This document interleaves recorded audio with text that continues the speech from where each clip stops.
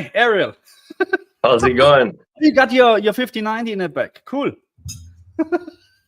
I didn't get a 5090. So people are asking me, what are you gonna do, man? What's your plans? Well, let me tell you. Here's what I'm gonna do. I got this heavy punching bag. I got some gloves, and I'm going to print out of stock right here at the top. And I'm just gonna punch.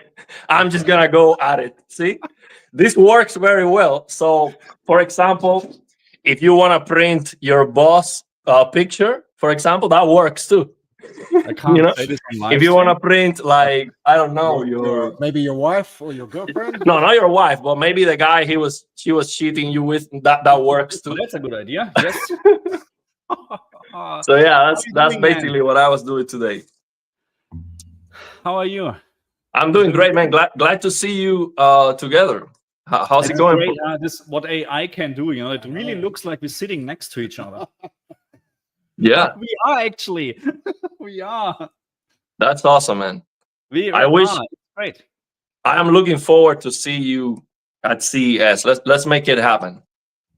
Let's go. I'm good for that. Yeah, I want to go. Let's do it. Yeah, I would love to go. I was saying to Markus, I'm like 50-50 on the fence at the moment, but yeah, I still would like to go. It's just for us, it's just obviously a big financial investment, if you know what I mean. It is for me too. Oh yeah, absolutely. Yeah. It is definitely a lot of money, but right now I am 85%. I'm going right now. Man. Okay, I'm 87%. 87. Wow. He's ready to go, man. Hey, Jimmy Harrison, thank you very much for the super chat. Hey, my man, what's happening? Thank you very much. How are you? Thank you so much. Here to support as always. Yeah, we're trying to get a 5090 for Ariel, or you maybe want to get a 9070 XT. No. So I mean, the 9070 XT is good. You can with the overclock. Some AIBs are going to have overclock versions. I searched a little bit about it. So with the overclock versions, you can get almost 50-80 performance, which is great. But the problem is FSR needs to be very good. Right now, the difference is so big with DLSS that. So that's basically, it doesn't matter how much FPS, how many FPS you can get with AMD. If NVIDIA looks better, it's not the same. You're not comparing the same thing. Yeah, I know. So yeah. That's my thing. What are you up to? Well, you're working on you're preparing your stuff or whatever, the bag? Yeah, so basically I just wanna get ready for it. See, if I cannot I have to release the pain some way. See, so that was my plan today. I was thinking, how can I turn this around into something positive? I'm like, okay, this is the way, you know? I get a punching bag, I put a out of stock here, right here at the top. Out of stock, and then I just go at it every day. See, so I get something positive out of the situation. I'm not going to post. I was thinking about Jensen here at the top, but I don't think that's not gonna be very inspiring. So I'm not sure if Jensen is joining later on. I'll send him an invite, but no, Jensen is my hero, so I don't want to punch him. No, he's an inspiration. So yeah. I mean, the thing is, we need to be honest here. You don't even have a $10,000 command center. So why are you thinking you actually should have a 5090? Well, really? that's gonna come later. That's gonna have to come later. It never ends. After a 5090, then you need the $10,000 command center. Oh, that's how it works. Yeah, no, I'm not familiar with the NVIDIA ecosystem. So that's. So you still have had zero success trying to get. You know, this is my plan. Like you know, without joking, right now, what I'm planning is to email some pre-built companies, because I was thinking none of these companies would care at all about sending me a 5090 because they are selling out anyway. Like, I'm not going to promote the 5090. There's not going to be any benefit for them. But if I reach out to a pre-built company, I would actually propose, I pay for the 5090 part. You send me send me a whole PC, and I will review your PC. And you're just sending me for review the rest of the components, I can send it back if you want. I only care about the 5090. So we can either do that or do a sponsor video.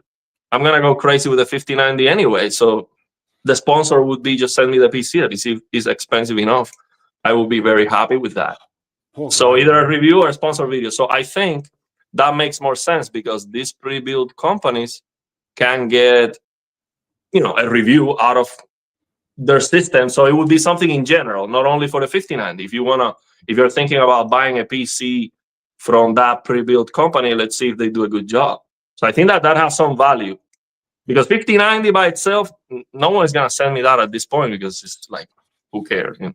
Yeah, that's true. Yeah, now give it a try. I have seen a couple of really good offers actually pre-pulled. So here in Australia, where they're offering a 5080, 5090 for a reasonable price plus the PC, of course. Yeah. So it's not bad, but I'm not even quite sure about the stock situation on that stuff. It's very hard, but it's a lot easier to get a 5090 if you buy the whole PC. For obvious reasons. I mean, it's like $5,000 US. So these PC builders, they must get some sort of like allocation so they can sell their kind of gaming rigs as an entire thing, right? Yeah, they will have some. I mean, they definitely will have some stock, and they sell out. They still sell out, but I think you have a better chance. And again, for me as a YouTube channel, asking for a review sample, a 5090 makes no sense. Like nobody would care. They're selling out. But a pre-built company sells more than just PCs with 5090s. They sell other PCs with older GPUs too. So I think it makes a lot more sense. I think. So that's what I'm gonna try. That's my plan. So it's gonna be punching back. And then emailing the pre-built companies. That's hilarious, man. Last night, Marcus and I had a live stream, and we were threatening to start an OnlyFans with payment with 5090s for you. We were saying we got to help Ariel. We only take payment in 5090s, and each time we get one piece will come off, man. But no luck, unfortunately. We do almost everything. Almost. Okay. Well, that makes very good money. But we don't have TTs for that. That only works with TTs. If you don't have that, we thought about unboxing products in a very sexy way. Something like that. You're peeling off. Something. Peeling off TV. Something. I think let's try it. Why not? You got to get creative, man. That's where no one's having any luck. So I just don't understand how this launch can happen where there's just no stock. Like there are people like you banging on the door, take my money. Yeah, there's nothing there. It just does not make sense to me. Yeah, it's crazy. I mean, even employees of these companies want to be able to get a 5090. They cannot. Like my MSI contact told me, I want one for myself. I don't have one. I'm not even allowed to get one. So it's that difficult. Also, if you work for Micro Center or any of these companies, at the beginning, you're not even allowed to buy one either. Oh, okay. To prevent someone from going to the store and saying, hey, I'm going to pay you $100 if you save one for me or something. Yeah. So it's a tough spot. But yeah, I always wanted to have this, joke. This is good. What is that new AI that mixes two screens so well? No, it's not an AI. I am actually really it is the real deal. It was an AI. That's the new AI. No, I'm literally sitting next to him. It's not an AI thing, okay? I'm here with Adam in Sydney. And how is the content? Did you make the videos already? How's the content going? Yeah. So I put Marcus through the ringer yesterday. So we pretty much had 12 hours roughly of just content. So we started like 8 in the morning and we finished maybe just before 8 p.m. at night. And we just did content, man. We were just making videos. We had a whole bunch of TVs set up in this room, did some like HDR, SDR blind tests, had to just, as I always have to over explain it. It's more fun, a bit more casual, less scientific, just be more entertaining, if you know what I mean. But we had a great time, man. It was a huge day, like the amount of stuff we got. So we're looking forward to yeah, getting some of that new stuff out, man. So hopefully in the next week or two, we'll get the first one out. I think the previous videos, they were very good. I like them a lot. Honestly, Thanks, man. I appreciate it. You know, big budget videos though. Like, I mean, that's big. That's big budget to go. Just like what Linus would do, like go buy a bunch of stuff and, you know, investment for the videos. That's yeah. I'm starting to get, you can't see it in the back of the room, a small collection of TVs, which some of them are brand new in the box, and I have nothing to do with them because, yeah, unfortunately, every time I do a video, I have to spend a lot of money. But look, that's okay.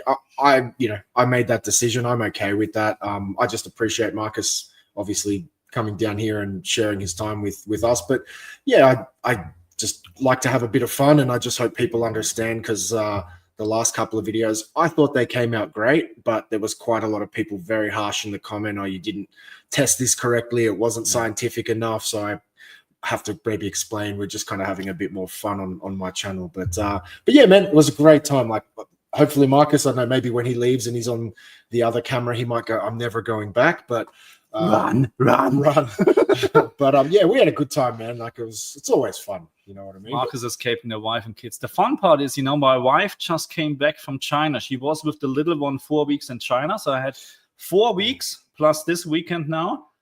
For me, it's like, wow, that's how it feels like when you're single. This is really great. Nice. Just And more money. how is have you visited China?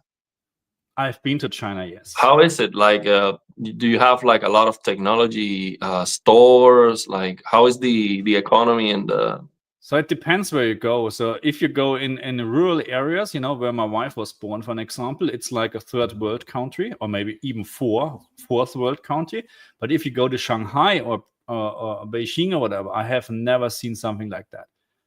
Never seen something like that. They are so advanced over us, over anything else. I think Japan is probably on the same level or even a step higher, but I have never seen something like that in Germany or even here in Australia. Never.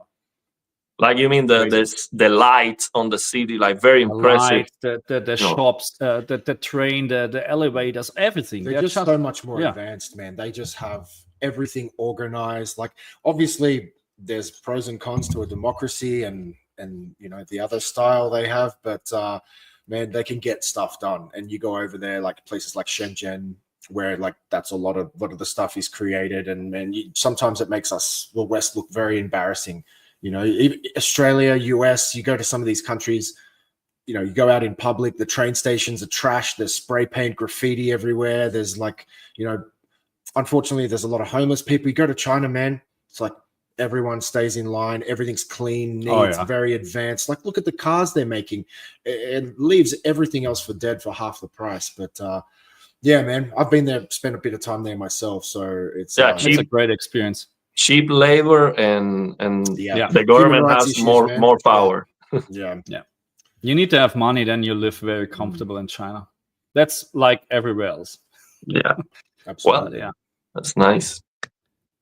So this one here, Plasma wants to know if you can go there to get a 5090. Probably not.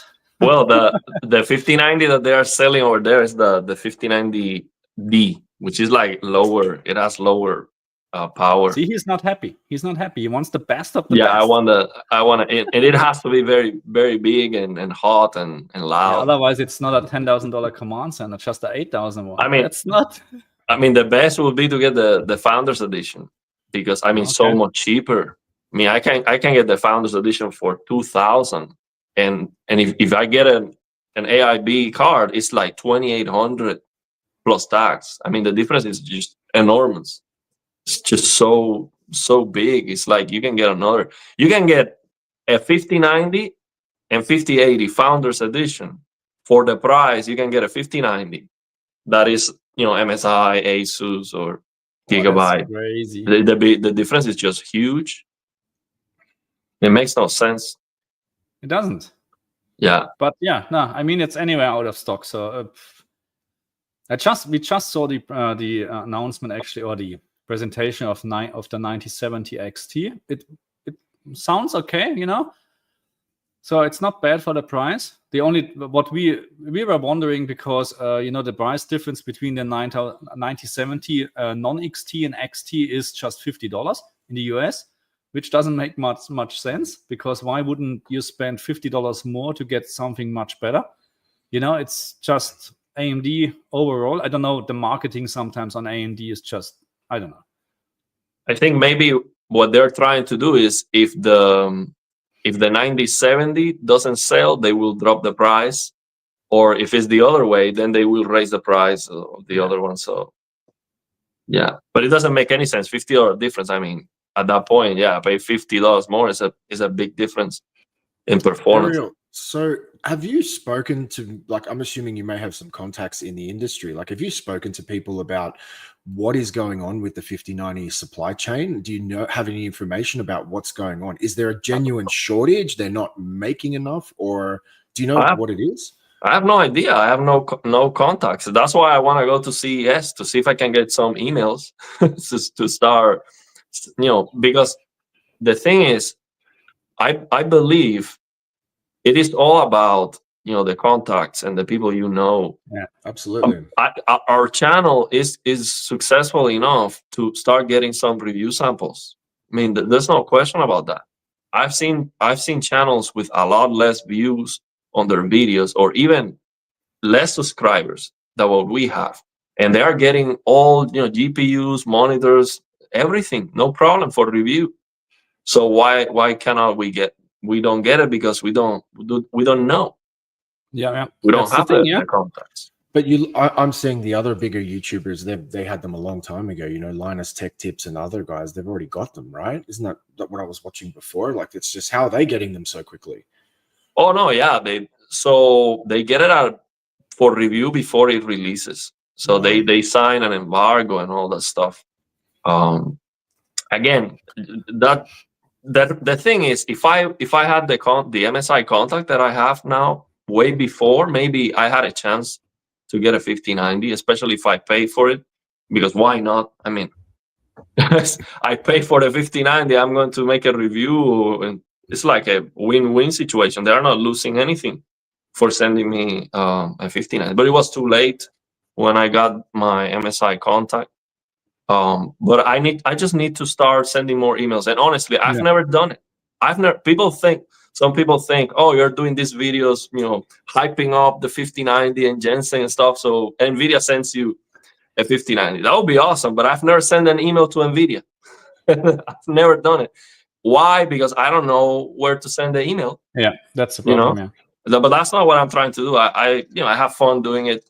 That's why. But it's not that I'm begging to get a 5090 for free or something like that. That would be great, but yeah, it's not mine. You will get one. No worries. So Toxmod is asking if I'm doing a Monster Hunter Wilds video, HDR settings, maybe next week. I had a lot of requests, a lot of questions. I looked, I think back then when the demo version was released, I looked into it, and HDR was not very well back then. Had a lot of issues. I think I never made a video. I just talked about it in a live stream. But I'm not sure if this has changed. But yeah, now, again, I'm here in Sydney with Adam. I don't have time at the moment to work on my own videos, but maybe next week. Okay, maybe I can do one, because people are asking me about that too. The game is very popular. It has over 1 million players, but it is broken when it comes to the performance. It's just terrible. I want to try it because, as Digital Foundry mentioned in his video, when you move the camera, you see the FPS drops, and that's the same thing that happens with Spider-Man 2. And with Spider-Man 2, if you delete the direct storage files, that problem gets fixed. So Digital Foundry also mentioned the direct storage could be the problem, but they didn't mention to remove it, and they didn't test that, at least on the video. So I want to try that, because if that fixes the drops, maybe it could be playable, but so far is a mess. Okay. Here's an interesting comment from Aaron Zinn. I am positive. So here's my perspective. The good thing that 5090 is so expensive is that now, to me, the PS5 Pro doesn't look that expensive. Okay, good. So make everything more expensive and we're good, or what?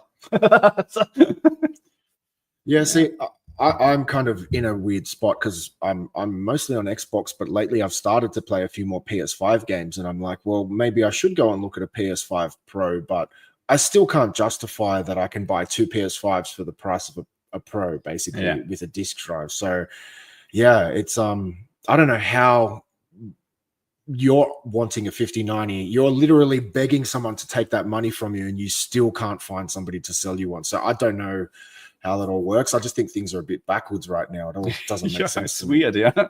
Yeah, I think I was thinking it doesn't make any sense that Nvidia would artificially reduce the availability. But then I'm like, yeah, it does make sense. So imagine Nvidia knows they can get enough 5090s to release by the end of the year.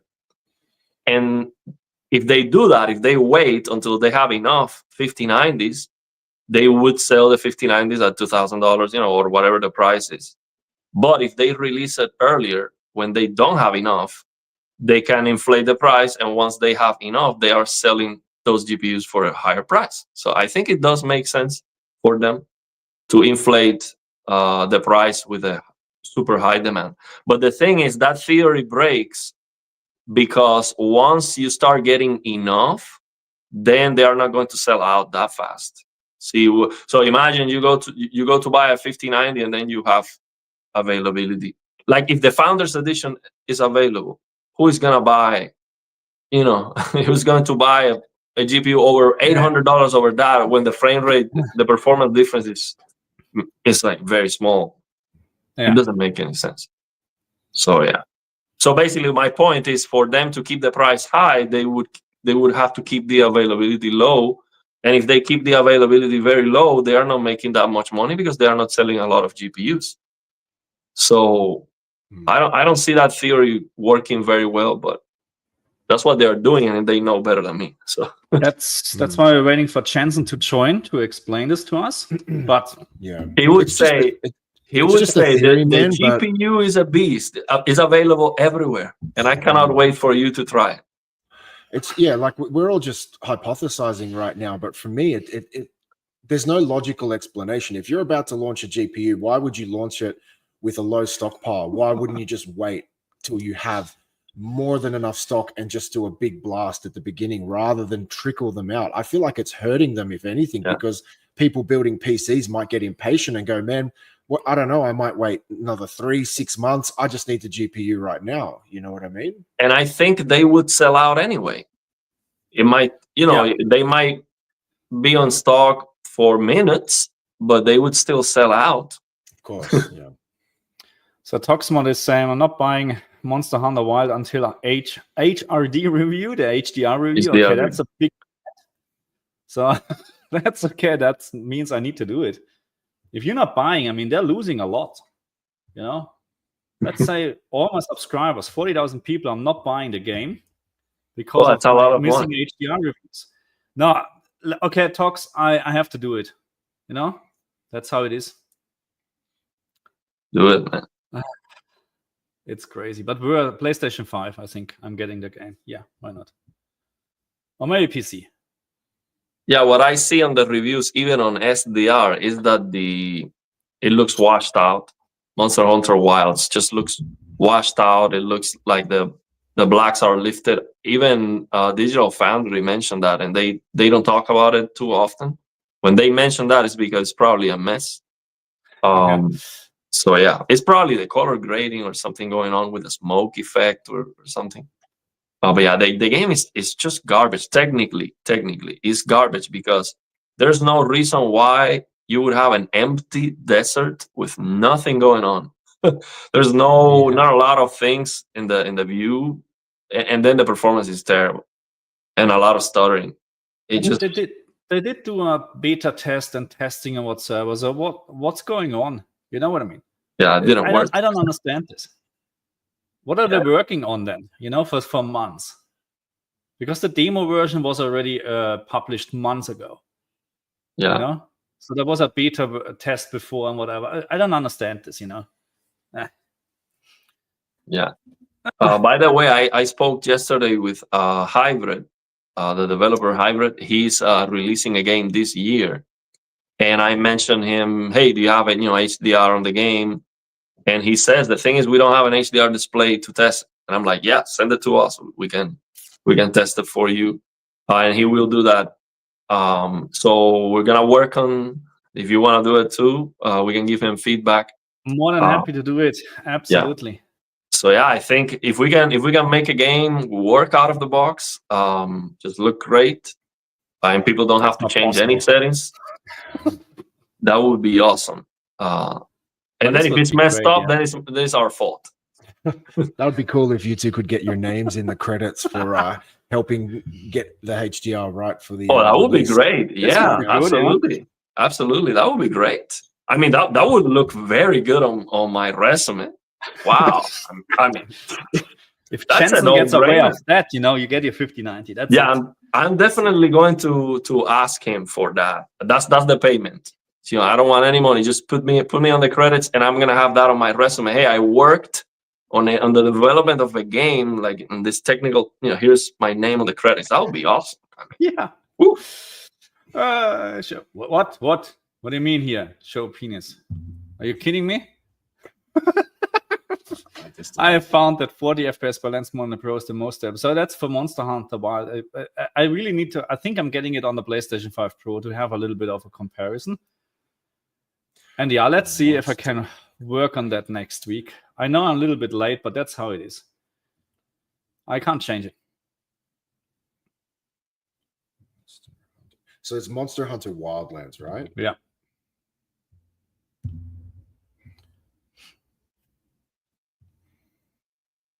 Monster Hunter Wild, yes. I'm just reading a couple of comments. It's good. Yeah, and by the way, this is something I always wanted to have, a punching bag. I was in karate since I was a kid, and I mean, this was my dream. I wanted to have this at home, but of course, you cannot have these things where I come from. So I always wanted to have something like this. So for me, this is a happy day. So I'm gonna hang this. It's 100 pounds. Can you see the red bag there in the background? Oh, you have one? I have, it's behind the exercise machine. It's further back, but you can kind of see it. Oh, yeah, I see it. Yeah. Yeah, I've got one. Nice. When I get frustrated, man. Pounding, man. That works. I mean, that works. I mean, I don't get angry, but people frustrated. Yeah, people sometimes they are stressed or something. You have a punching bag. I mean, that's gonna relax you and all that. Good stuff. for your mental health, man. Yeah. I think I like that. Actually, did you see my comment on your previous live stream? What do you think about that? Look at this here. There's nothing here. So I think it's something very, very positive, because obviously there's no way I can beat you on an arm wrestling contest. I mean, you are twice my size, but you don't know. It is compelling. It is compelling for me if I think I can train and try to beat you, and if I beat you, you have to quit smoking. I think that's compelling. Well, look, I think I don't know if you read the comment. So I don't actually smoke in cigarettes and stuff, but I will have a cigar once or twice a week, if that makes sense. But I see it. Yeah, I mean, especially with those. I come from Cuba, and Cuba, we have very, very expensive. You gotta hook me up, brother. Well, yeah, we have very expensive cigarettes. Actually, when we travel from Cuba all the time, the few lucky people who can travel, they always try to buy the maximum amount possible to get out of the country to resell it, because it's a business. It's something you can resell for a much higher price outside. So yeah, I know some people do it casually, but yeah, I thought that would be a good idea. Yeah, man, absolutely. I'll be interested to see how. I'm actually looking forward to see if you can progress and get some good results, man. I wish you the best of luck. That's going to be fun to do that bag, man. You'll get nice and fit. Yeah, I know how to kick and punch and all that stuff. Because I train karate since I was a kid. I'm not gonna be punching it too much because I want to protect my hands for the guitar playing. So I'm gonna kick it mostly. I was deciding between buying different models, and this is the one. This was the option for me at the end because I tested at the store. Yeah, why not? I'm like, hey, I have to test it because I need to know if I'm gonna be able to use this. So they had some punching bags that you just put on the floor, and they move. Okay. So they have a base that allows you. But the thing is, if I kick that and it falls, then it's not good. So there was one that you can put water on it. It has a base you can fill with water or sand or something. But that's gonna be super, super heavy. So yeah, it didn't work. I basically in the store I kicked that and I and I throw that to the floor. Man. That's I used to work in a job, I can't really say where, but they always used to teach you when you have to fight someone, use palm strikes because it's better for your hands and wrists, but it also, if you ever get caught on camera, it looks a lot better doing this than that. Yeah. That looks defensive, that looks offensive, if you know what I mean. But yeah, palm strikes, man, I'd be doing that thing. But I prefer kicks, so I don't mess up my hands. For sure, man. So there's a question here. So hi, what do you guys think AMD will ever bring? I can't even read. AMD bring ever? Can you read it, man? So he's basically asking if AMD ever will have a GPU to compete with the 5090. Thank You're you. welcome. So I'm not sure. I think that's not the intention of AMD. They don't aiming for this at the moment. I don't think so, to be honest. I mean, the naming is, if they have a 9070, why not a 9080 and a 9090? So maybe in the future they will try. I hope so. But we need some competition because NVIDIA is out of hand. It's out of control. Everyone in the chat, if you have any questions, please shoot them through. Happy to go through some today. So what is this, Aaron? Markus, forget about the YouTube. Do it now and fast. Do the reviews when you want to do it. I hate that YouTube FOMO stuff and fake obligations. Yeah, but the thing is, and that's unfortunately true. If I going to release my Monster Hunter Wild video in a week from now on, you get less views. So, but I would put the same amount of work in, which then, at some point you question yourself, why are you doing this? So either that's like YouTube is like news, if you're the first one to report a news or to bring or put a video out, you get the most views. That's unfortunately how it is. Yeah. And I don't understand anyway how YouTube works, because I have 47,000 subscribers, but on average I'm getting way lower views, not even close to this amount of subscribers. So I'm not sure how this. Anyway, we need to talk to YouTube about that. I mean, that's expected. Like, it's normal. I mean, if you watch, there are some YouTube channels with millions, like 4 million subscribers, and they get 100, 200,000 views per videos, and that's still very good. Oh, not this one. So Ariel had to get a punching bag because of how impossible it is to get a 5090. I would say that's pretty much accurate, right? Yeah. I think it's a great. So you see, I there's something I learned in my country. So it is very good to make problems be a fuel for inspiration and make it something positive. So if I get this punching bag and I print out of stock right here at the top, out of stock, and I get this gloves and I put the gloves in, I'm more motivated to go full, to go at it. It just works. I swear to God, it's probably better we try that he's not getting a 5090 because we get more content out of him, more funny content. Maybe that's. No, I swear to God, if I would have money, if I would have the connection, I would send you a 5090 because you deserve it. That's how it is. Absolutely, me too. Man. Yeah. You know what? I don't like the idea of deserving. Honestly, I don't think I deserve anything. I like more the idea of earning it. And the thing is, the harder it is, the more you enjoy the victory. See? Actually, I shared Jensen's teachings. Jensen says that he doesn't believe that every day has to be a happy day, and that you need to be like very relaxed all the time. He believes in pain and suffering, and Of when course he does things with and he says when things come after pain and suffering, you enjoy it more. So he says, because I love you, I wish you pain and suffering.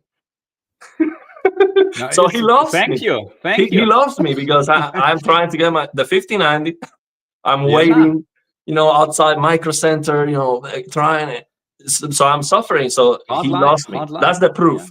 that he actually No. loves me. So yeah, it's all good. We should make a fundraiser for Jensen, probably to support him a little. Can you imagine that you apply for a job at NVIDIA and Jensen tells you, I love you so much. You I'm not got the paying you. job. I wish you pain and suffering. Welcome to NVIDIA. Yeah, no, I truly believe that. That's his philosophy. Yeah, that's his philosophy. I think it's very, very, a very good idea. Yeah, maybe. Yeah, okay. No. Anyway, so Ben is asking, is there a Reno DX for Elden Ring? I honestly don't know, and I actually think there's not much of a.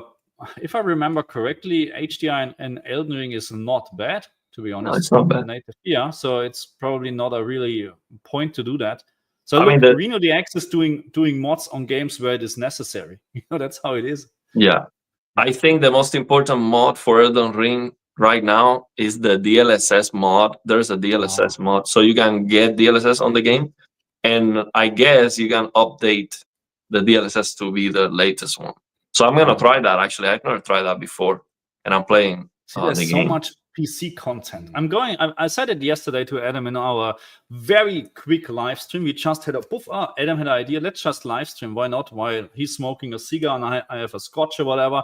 Why not? You know what I mean? I said I need to do more PC stuff. I think console is fine, but there's so much content on PC. Every day something new. Mods here. This didn't work and blah blah blah. News. Just need to find the time. Ooh, your friends. Yeah, let me answer this question here. Will the CRT simulation also work at 60 hertz? No. So for the CRT simulation, you need at least 120 hertz, and then you can get 60 FPS. With that, it's better than black frame insertion, so it simulates more what a CRT would do. So you need 120 hertz, but it is better. 240 hertz plus is a lot better, and it is ideal at 360, 480 is awesome based on the Blurbuster's Chief, and I tried it. It's actually great with 360. So other questions. I'm not sure what to get: LG C4 or C5 42-inch or the Asus QD OLED UCDM. What do you think, guys? Is better HDR, the OLED TV? The QD OLED is a good monitor, no doubt about that, but it will not compete against the C4 or C5. I'm not sure about the C5 specs actually in terms of HDR. Maybe they're similar, or maybe the C5 is very close to the G4. You never know, because there's a step up in brightness. So now get the TV. So the thing is that the TV is a bigger screen size, and the price is very similar. That's why he's asking, what should I do, monitor or TV? But the thing is, they are completely different. Okay, with the monitor, I have a friend that has that monitor actually, and that's the monitor I talk about. I did like a phone video call with him, and we went through the settings to figure it out for him. And that's a QD OLED monitor, 4K, 240 hertz, 32 inches, and that's actually probably the best monitor, the best 32-inch 4K QD OLED monitor that has the best EOTF tracking for the 1000 nits mode.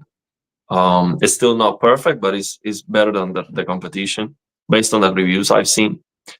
And the colors are gonna be better with QD OLED. If you have full screen colors, the QD OLED is gonna be better.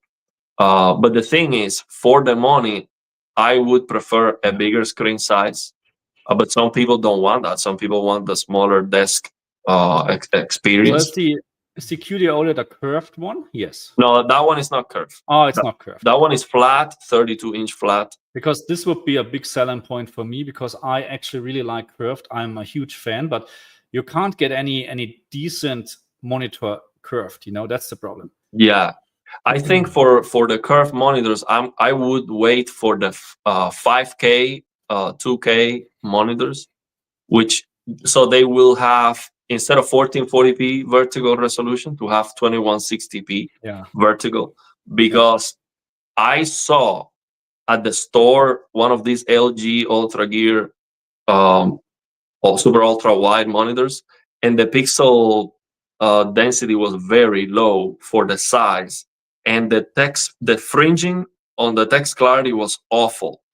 It was so bad. Actually, I took some pictures and I was gonna make a video, but I'm like, why would I make a video just bashing the monitor? Probably someone watching the video has the monitor and they're just gonna feel bad about it. I'm like, no. So I'm not. If I'm not adding any value, I'm not going to do that. But forgive me if this is a silly question, because I haven't had a lot of experience with modern PC monitors, but because you were saying the C4 or C5 would perform better than this QD OLED PC display. No, I don't think it will perform better. So it's gonna have higher peak brightness on the 10% window, that's for sure. Right. So how do PC monitors compare when they're just playing back like a HDR movie or something like that to TVs? Do they perform worse or better? Yeah. So no, but the thing is that with the monitor, you don't have HDR impact, almost none, because on the 10% window you still have like 400 nits. So that's not HDR. That's not HDR. But the thing is, the full screen brightness will be higher on the monitor. So if you're playing a game that's daytime, the monitor is gonna look brighter. It's gonna be more impactful. And then you have QD OLED colors, so the vibrancy of the colors also increases the perceived brightness. So let's say you have 200 nits WRGB, 200 nits QD OLED. QD OLED looks brighter, and the reason is the colors on the QD OLED are significantly brighter. It's not even close. So the 200 nits I'm talking about is the whites, but the colors are brighter on the QD OLED. So the difference is gonna be big in picture quality. I think the QD OLED is gonna look better. So the main reason you're recommending the C4 or C5 is just purely due to the larger size. The size, and you have more settings. Yeah. And you still have better peak brightness. So it is more of an HDR display, I think, when it comes to the brightness. The C4, not a 42-inch. I think the 42-inch C4 is still like 800 nits. The C4 reaches 1,000 nits for the bigger sizes, 55, I believe. So it's less performance with the smaller sizes. So C4 is the great TV. So basically, for me, the biggest reason I would go with LG is if you like to use the TV with some light in the room. It's gonna look a lot more black. I mean, it's the best screen coating we have with this. Actually, you wanted to get a Hisense, the UX. That Hisense has an amazing looking screen. It is so black and glossy. It is fantastic. The 116 UX with the trichroma. Yeah, any of them. Even the one from the previous year. Hisense makes those top of the line mini LEDs so awesome, screen coating, and it's just my 100-inch Hisense in my living room has one of those glossy black screens, and at night the even though it's a full array local dimming TV, it's not even mini LED. It still has really deep blacks just due to the screen coating. It makes a massive difference. I mean, from what I've seen on the store and on the videos and everything, those are very, very nice. I mean, if you can get that, you see the only problem with that Hisense UX RGB mini LED is gaming. It's not gonna be the same for gaming. I would love to see that, because I am just speculating. But for gaming, I asked FOMO, and he said, yeah, for gaming, it's better QD OLED, because these mini LED TVs, they need processing to get all the local dimming working. And for gaming, the processing might not be the same. So you don't get the same picture quality when you have low latency. But he's just speculating, right? No one's really tested it. Yeah, no one has tested that. Yeah. Yeah, but it makes so sense, right? That would be my only question. But aside from that, that TV is gonna be a beast. I mean, it's just gonna be amazing. The brightness. We're talking about 10,000 nits. If you get, so you see, I'm not sure if the smaller size would still have 10,000 nits. Sometimes it's like 5,000 for the smaller size, the 100-inch. But if you get the 116-inch, for sure, that goes over 10,000 nits. That's so how does that incredible. even work when you're using HDR content that's mastered to 1,000 nits? Like, is it just going to use dynamic tone mapping to? Yeah, of course. But so I think that TV actually has the option to go over what the content is mastered. So you would have like a tone mapping to go and give you all the brightness, because they know that. They know, oh, if you're watching Netflix content or something like that, you if it's accurate, you're not gonna get all the capabilities of the TV. So I would love to test that, but I guess Hisense will push all the brightness. Also on SDR, I watched the Linus Tech Tip video and also the digital trends about the UX, the previous one. And on SDR goes over 10,000 nits. It's actually brighter on SDR than HDR. That's nuts. It's nuts. So the brightness of that TV is gonna be amazing. And also we're talking about brightness with pure color, pure RGB color. The backlight is RGB mini LED. So when you see that brightness with powerful colors, it's gonna be amazing. That TV is gonna have better color, power than a QD OLED. Yeah, I'm not sure if I was discussing it with Markus. Maybe I wasn't, but I was thinking if I got my hands on that 116 UX with trichroma, would I be replacing my G4 with that? Because that's such a big display. Like going from 83 to 116. Obviously, I lose a lot of the benefits of the infinite contrast from an OLED, but does that extra size not for gaming though? I don't think for gaming would be better than the which G4. is hard to be hard not to make that my gaming TV, if you know what I mean. It's just I mean, I would love to test that. That's my only question. How is that gonna be for gaming? The other thing you can do is just game outside of game mode, and even if the input lag is terrible, I mean, maybe it's not gonna be that bad. I don't know. But yeah, that's very interesting. We will see. Yeah. It's crazy. It's crazy. I think we missed quite a few questions up the top. If you two-finger scroll, there you go. Probably. There was some comment with Jensen. This one? Yeah, maybe check out that one. So I'm thinking I'm getting the dual mode 32-inch 4K OLED that does 240 at 4K and 480 at 1080p. Yeah, okay. Yeah, but the problem with that one is that's WRGB and a matte finish.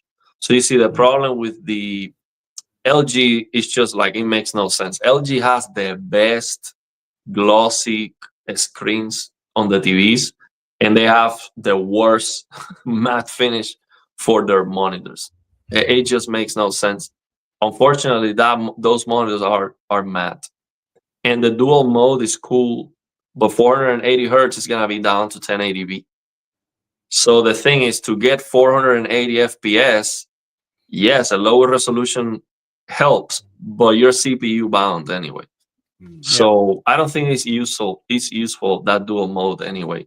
So I will go QD OLED. 4K 32-inch QD OLED for monitors is better, I think. Just jumping on this comment, we all agree that gaming with a big OLED TV is much better than a monitor. I'm enjoying my 55 inches C3. So interesting comment. Markus and I were having a discussion. So I've got Markus staying in my guest house over here, and in the guest house I have an 83-inch C1. And Markus, we're kind of saying, like, I was saying to Markus, like, how easy it is to get used to that size. It becomes very normal very quickly. And but then you were kind of saying you feel like you had the same kind of experience sitting closer to your 65. Yeah. Right? So, I mean, look, it's always better to have a bigger screen. But the thing is, because if I would now sit, so because you sit probably, what is it, 4 meters, maybe roughly, something. Roughly. So I'm sitting 1.82 meters in front of my 65-inch. So from my eyes, actually, I see the out. So I exactly the outside from the 65-inch TV. On this 83-inch, I can see everything on the wall. So I'm sitting actually closer to my 65-inch than here on the 83-inch. So the cinema feeling is a little bit more at home, okay, at my place. But because you have this 83-inch display, it displays much more brightness in the room, and it's just a different feeling. That's how it is. Yeah. So the 65-inch, again, I'm sitting very close. It's great experience, but I had the feeling the 83 is just, because you sit a little bit further away, more light impact. It's just a different. Yeah, and it makes sense. It's like, imagine you have one light bulb that has the same brightness, but you have only one. So instead, if you have 5, you have more light in the room overall, even if it's the same brightness. So a bigger size is going to appear brighter, I think. Yeah. And based on that logic, just because also, you have bigger display, your 10% window is going to be a lot bigger. Yeah. Also, I had the Samsung S95C side by side, 55-inch, with the S90C, which was 65, and the brightness difference was not that big, perceptually, even when the S95C is actually significantly brighter. But the size, the bigger size of the 90C was making a tough choice. It's not, go bigger. That's what it is. Bigger is better, brother. Bigger is better, that's something for Ariel. Hi, is there a difference between NVIDIA GeForce RTX 5090 32 gigabytes, Asus TUF Gaming, and the other model like Astro? So I thought you were going to ask in that and the other 5090s. And the difference is the Asus 5090 has 2 HDMI 2.1 outputs. That's the biggest difference. But I think the Asus also have the thermal pads instead of the thermal paste. See, with the 5090 now, we have 4 options, I think, or 5. Well, we have the liquid metal on the Founders Edition for the core. We have just regular thermal paste with an MSI. The MSI GPUs have regular thermal paste and thermal pads for the memory and the rest of the components. We have the Gigabyte Aorus. We have that has like instead of having regular thermal pads, it has like a it's not a paste, it's like a grease, or it's a different kind of component all over the entire GPU, and it's a mess when you take it apart. It's a mess. Like, it's like you spread thermal paste all over the entire GPU, but the cooling performance is incredible. It's actually, I think, it's the best 5090 when it comes to the temperatures and the performance. It's almost performing like a liquid cool 5090. The Gigabyte Aorus, it could be, I'm not sure if the Ice also is like that, but the one that Hardware Unboxed showed in his video. But I would be concerned about that one because, the performance is great, but what if you have to take that apart one day? It's going to be a nightmare because you have to clean the whole mess. You have to take it apart at some point? Maybe, if you have if that material starts to dry out, we don't know how long it's gonna last, and if you have to reapply that material, is gonna be very hard. But is this not the same story as what we had with the PlayStation 5? Liquid cooling, liquid metal, and liquid metal. Well, the thing, I don't have experience with liquid metal. I don't know, but the thing is, we don't know. This is almost like a new thing for GPUs. Like, I've never seen this before. We don't know how long it's gonna last. And then on the other opposite, we have the Asus, which is using thermal pads that even on the core, it's like a special thermal pad that you don't never have to take apart. That GPU, you will never have to take apart and replace the thermal pads, never. But on the other hand, the performance is not as good as even with thermal paste. So with the Asus GPUs, you get more, I think, more reliability, unless unless it blows, it burns, or the 16 the 6-pin power connector explodes. If you don't have those issues, you have a better chance of keeping the GPU for a while. So we have a lot of options with the 5090. If you ask me, I prefer the Asus idea.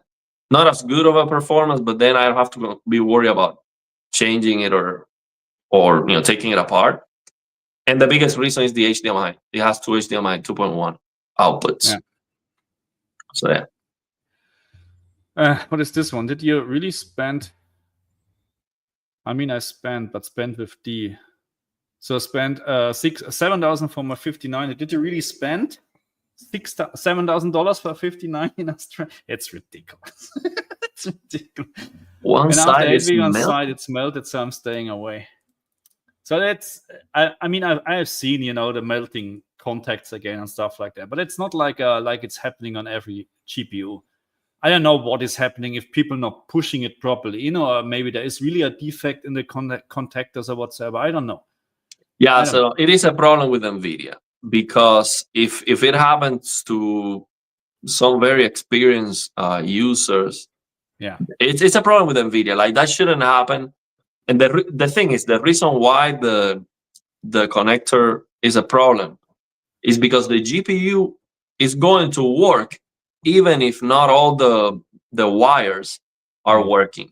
So it would try to get all the power through a single wire, and that's going to overheat and cause the issue. That shouldn't happen. If the GPU it should be able to detect, okay, there's something wrong, we're not getting all the power, balance and all of that, and then shut down or give you a warning or something. And so it's a problem with the basically the 5090 seems to be designed to work when everything is perfect, and if something goes wrong, you get an explosion, and that's not good. So he really paid $7,000 and he returned it because it was melting. I mean, that's I agree. You look, if you buy or if you spend, it doesn't matter. If you just spend $50 on a product, it should work, full stop. You know what I mean? But now we're talking about $7,000 Australian dollars, which is crazy money. This is just unbelievable. And even you try your best, you plug it in, because this guy for sure knew about the problem. If you buy a 5090, whatever, you most likely know about the issues, So you make sure everything is connected properly, and it's still happening. It's a no-go. Yeah. That's bad quality. Yeah, it is a mess. At that price point, like, you're approaching 83-inch OLED territory when they're on heavily specialed. But, for me, I couldn't justify that kind of price, man. That's way too much. I cannot justify it either. It's just it's like a dream. It makes no sense. It just doesn't make any sense. But yeah, I just want to have it, and that's it. And with a lot of people, it's like that too.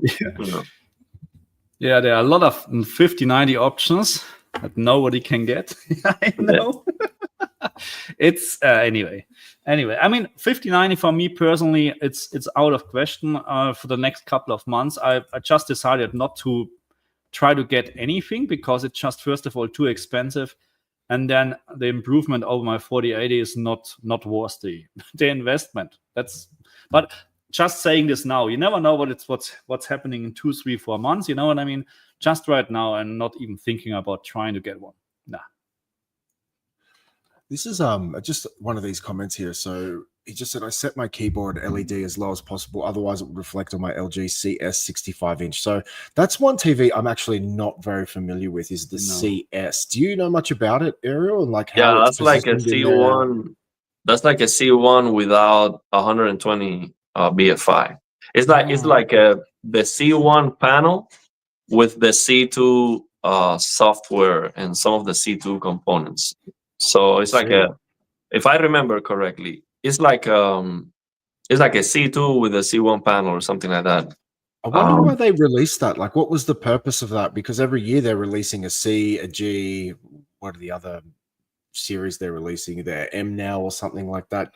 Used to be W, but I just don't. I never really understood that TV, and it never got much attention anyway. I think it's gone now. They don't do that. Yeah, it's like it was like a one thing. I don't believe they keep doing that. It's like a C2 basically. It's like a C1, C2 is the same thing. Yeah, but that's true. I mean, if it's glossy and whatsoever, of course you will have a lot of reflections. That's the bad thing on that. You know what I mean? But yeah, I don't like LED at all. Like I got a mouse with the LED on, and you cannot turn it off unless you download a program and do this. Really? And that. It's distracting at some point. I mean, look, when I watch some videos or showrooms or whatsoever, I really think, hey, this looks really nice and fancy, but I can't play like that, or I can't enjoy a movie. I have to turn it off. It's nice to show something off with all the LEDs flicking around and whatsoever, but nah, it's not on a, you go crazy. Yeah, I mean, some of the 5090s have a screen, literally. The Gigabyte Aorus has a screen. You can have an animation on the screen. Or maybe you can have the temperature of the GPU. That's actually useful information. The temperature or power, whatever you want. That's fantastic for my Fractal case because it's fully closed. That's perfect. I just need to cut a little bit out. Hey, now it makes sense if you have Windows or whatever class. Let me get this question here. I know it's totally out of topic, but I know two of you went praising a lot Samsung S90D, and I would be very grateful for some game mode settings. I share absolutely everything, all the settings that I use for the S90D. So check it out. I think it's a great TV. It's nerf, like that TV is so nerf and hold back by Samsung is gross. It just makes no sense. They do it intentionally. So I think the S90D QD OLED, I don't think you will ever have any issues with burning on that TV, even if you abuse it, because the brightness could be so much higher. And yeah, so that's the good side. Yeah, 4080 is still good. There's no point for me to upgrade at the moment.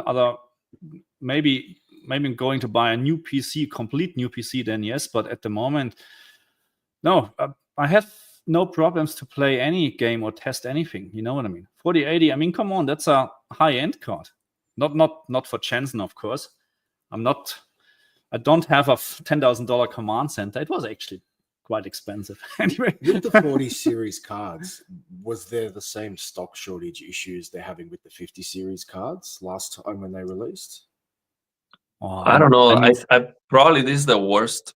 Yeah. I bought my 4080 not on launch day. Right. So, but I mean, that's always the same. This will happen with AMD as well. As soon they're releasing their product, 5 minutes later it's gone. That's how it is, especially here in Australia, where we don't have so much stock compared to US or whatever, you know. Yeah. So, in a perfect world, would you want a 5090? Like, I'm assuming, like, of course, there would be a significant difference. Of course. Right? But you're just being smart because the point of diminishing returns, like your money you're spending. I don't have money to waste for this. You know, that's how it is. If I would have money to waste, I would try to get a 5090. That's out of question. It's of course better than my 4080. Yeah, it can predict the future. Yeah. Not mine. Not mine.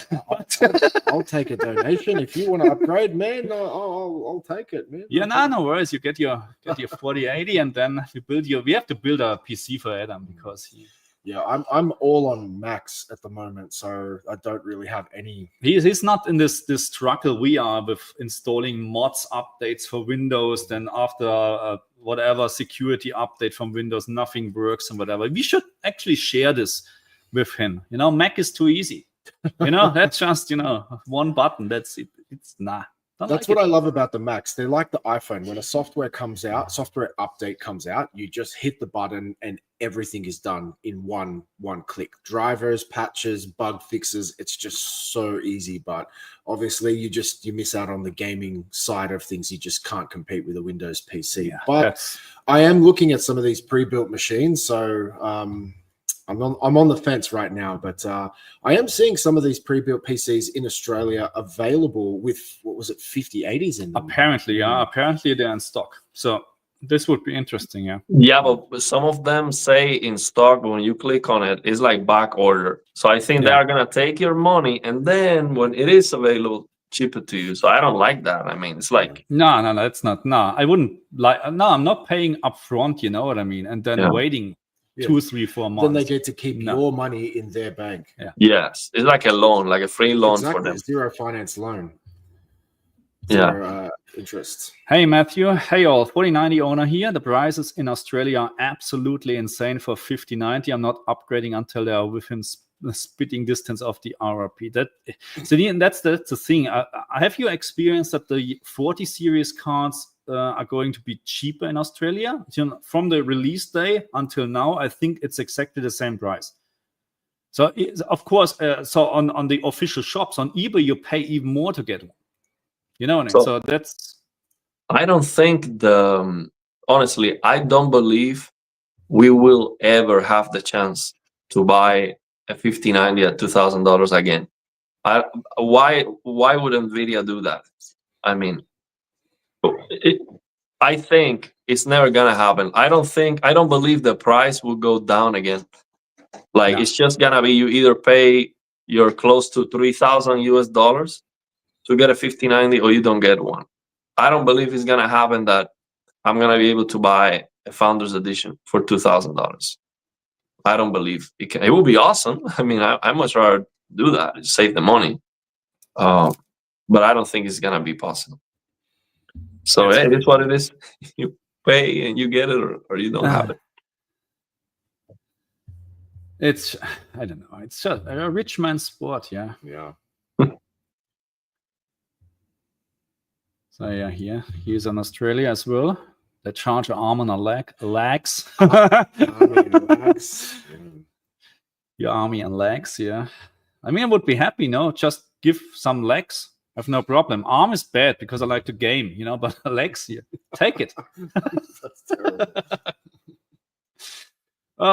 What is this here? What are the Falcon Northwest? What is this, a car? For the reason that it has warranty and overnight repair for the first year. What is That's that? a car. It's a Falcon. Is this a car, Northwest? Yeah, it might be like a pre-built PC. Oh, maybe yeah. There are many different Warranty and overnight repair for the first year. Overnight. What is that? Someone is camping in your garden, or how does it work? Overnight repair. This is crazy. I got my 4090 for 2,600 Australian dollars. That's actually a good price. So the asking price for 7,000 Australian for a 5090 makes no sense. I mean, that's the high end Astral card or whatever from Asus probably, because you can already get it for $5,000. Okay, so it's not that expensive, you know. But you know, it's stupid. it's stupid, really.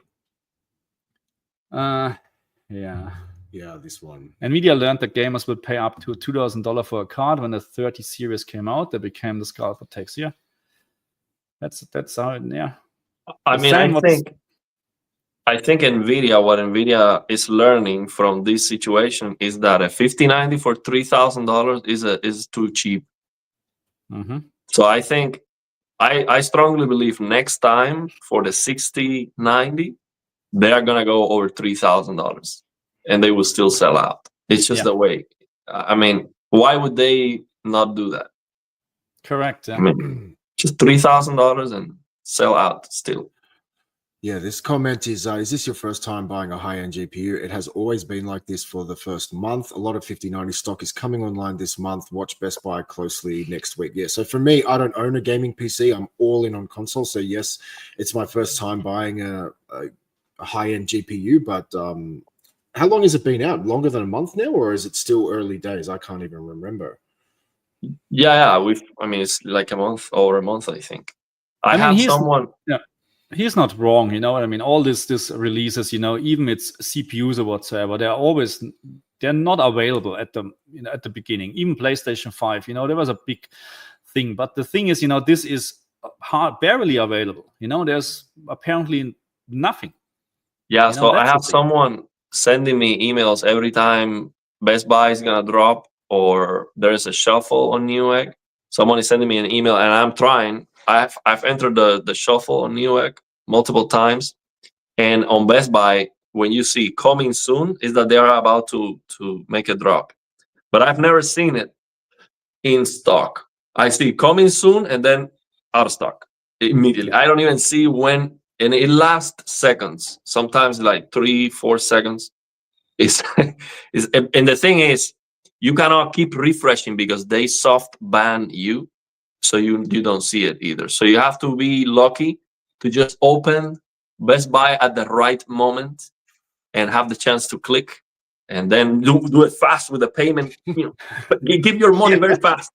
Just give it away, and $300 shipping, no problem. Go for it. It's crazy, huh? It's crazy. Yeah. So Beefy is upgrading to a G4 77-inch for a gaming next week, sitting roughly 6.6 feet away. Gonna be insanity. Don't think I'll be able to go back to a gaming monitor once it's in my setup. Yeah, no, it's hard. It's hard. Yeah. The only thing you're going to lose is a high refresh rate. You're not going to be able to get those. I mean, it's 120 hertz. It's 144 hertz, so still 144 is kind of low on a PC, right? I mean, that's you're kind of shortchanging yourself. It depends what game you're playing. I mean, yeah, of course, frame generation, whatsoever, blah, blah, blah. You can have more, but I think it's fine, 144 hertz. Come on. Well, Ariel, last time you and I did a live stream, just the two of us, I remember you were saying 240 is like where it needs to be. Yeah, he's not. Don't talk about motion with. I think that's the sweet spot. 240 is sweet spot. Sweet spot. But different. He's just in Jensen's world, But the thing is, you enjoy. So you need to. I think everyone, whatever you have, it doesn't matter if you have a monitor, TV, whatever, PC, console. The best thing we can do is to learn to enjoy what we have, what it does best. See, if you have a monitor, maybe it's a higher refresh rate, so enjoy that. If you have a TV, it's a bigger screen size, enjoy that. If you have a console, it's not that powerful, but it's easier. You don't have to mess around. You have less problems. Enjoy that.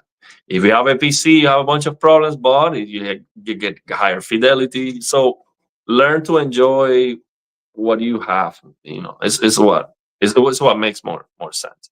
Some people always see the bad part, and then they are suffering that. So Christy, how do you know Weinstephaner Hefeweißbier? Can you say that again? Weinstephaner Hefeweißbier. It's not Hefe, it's Hefe. I watch too much Narcos on Netflix. Hefe, doesn't that mean boss in Hefe? That's Spanish.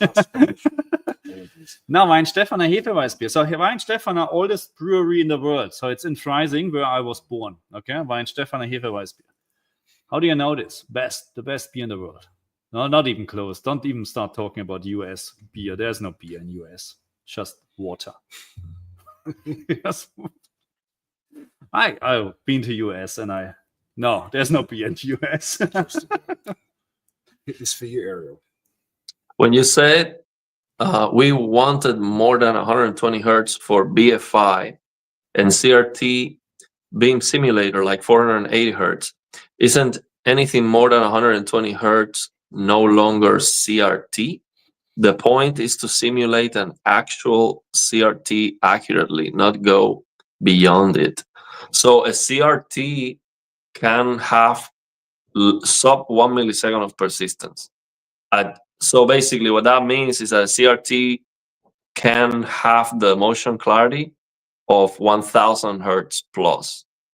There are some CRTs that have 2 milliseconds of persistence. So that's like 500 hertz.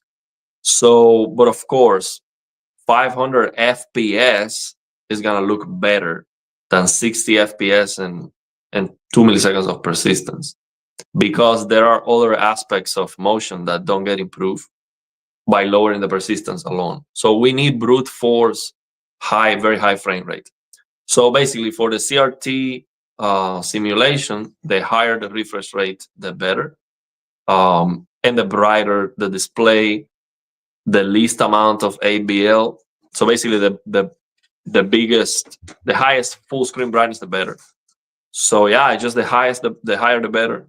And the thing once we have this working with a program or globally on Windows with any solution, We will have options, so you don't need to necessarily use 60 FPS. If you have 120 hertz, yeah, that's your only option, 60 FPS. And then you will have options to get it brighter and reduce the motion clarity.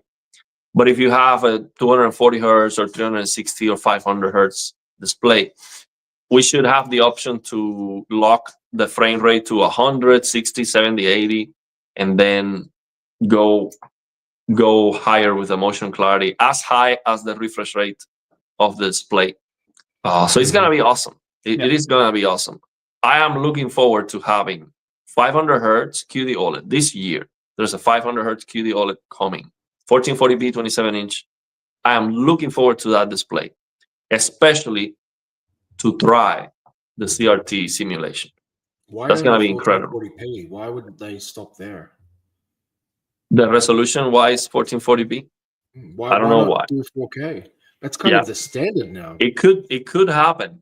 So the thing is, it could definitely happen. There's no reason to limit that to 1440p. And the reason is, what makes that monitor be so high on the refresh is not the panel itself.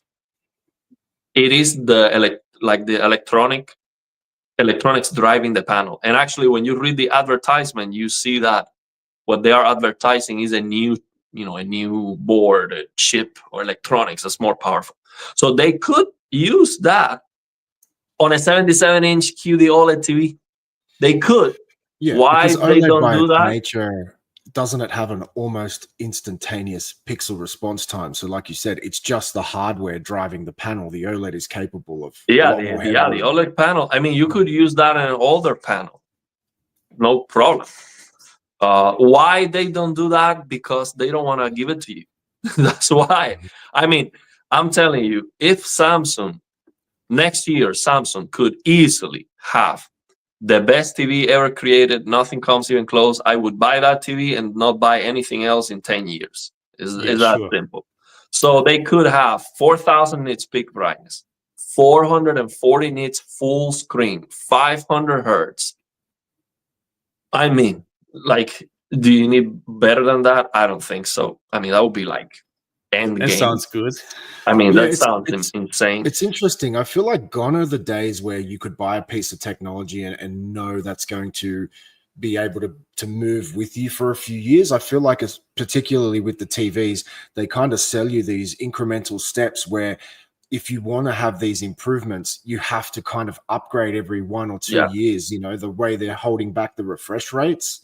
You know what I mean? They could release a 240 hertz LG G5, and that's like awesome. So as GPUs and refresh rates improve on my PC, I can keep that TV and that will grow with my setup. But it's like they're just drip feeding us to keep us, coming back for more.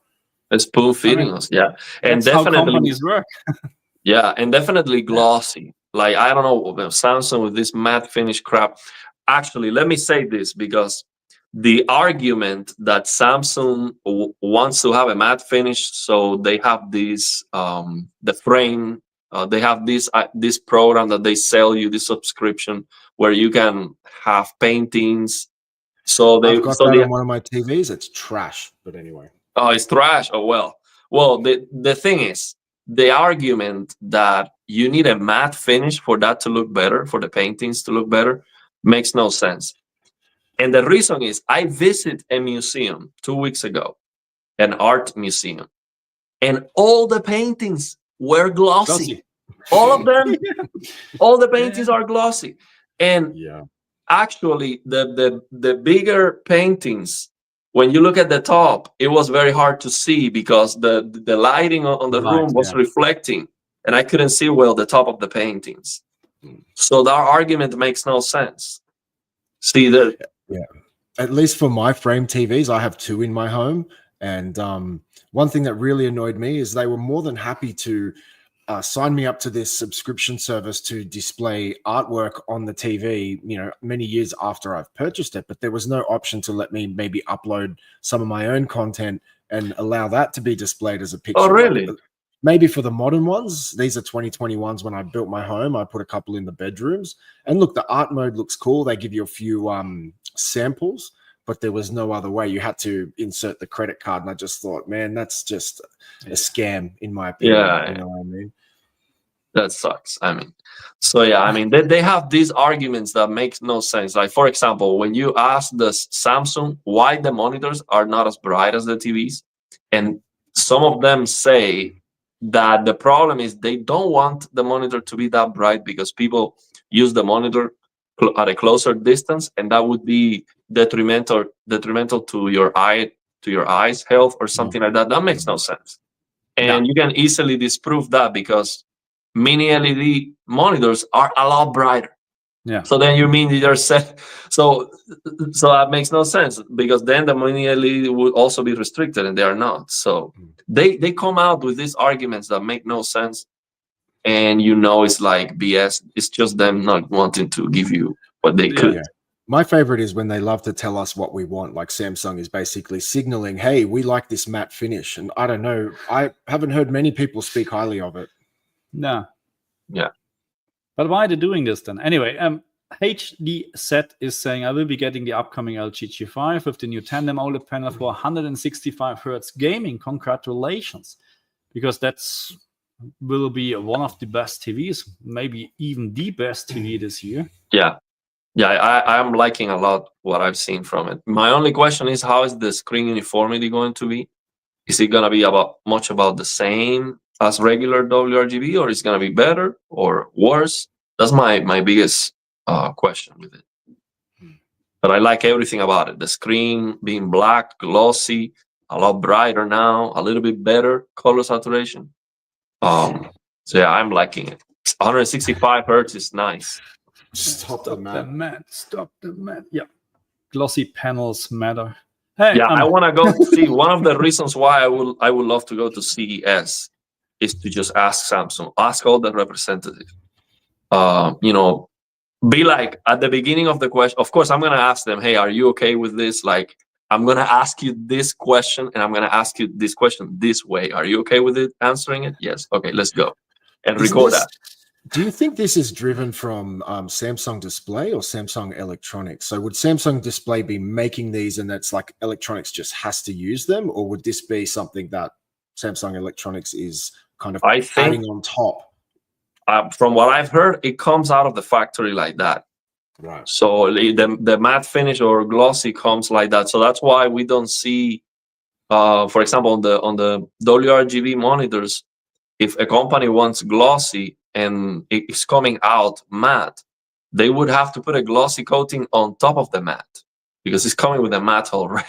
Right. Yeah. So, okay, this doesn't make sense. It's kind of a mess. So I would like to ask at CES, hey, as enthusiasts, we all know that a matte finish is objectively worse and it damages picture quality. Why Samsung is?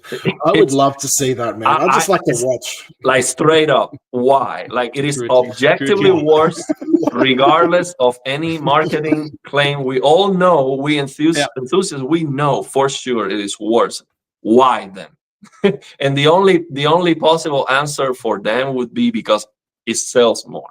We make more money with them. That I would be like, okay, it's okay, but they have to accept.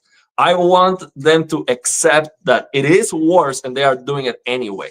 That's not what I want. Well, your life.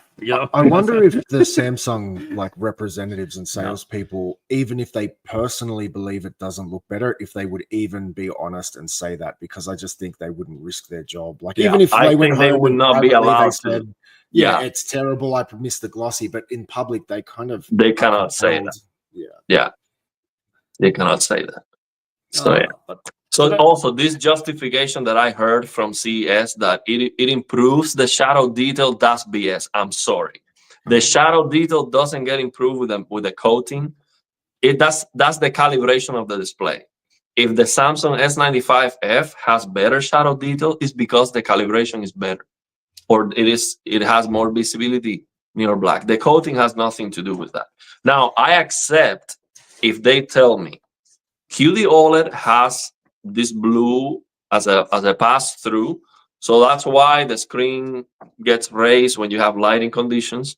So if you have an anti-reflective surface treatment on the display, that is going to reduce the problem that nearby pixels get illuminated when you have something very bright on the screen. Nearby pixels get also a little bit illuminated, so it's not blooming, but you don't get that perfect black and then super bright pixel nearby to each other. I would accept that if they tell me a matte finish improves that situation, because I can see that with my MSI QD OLED monitor.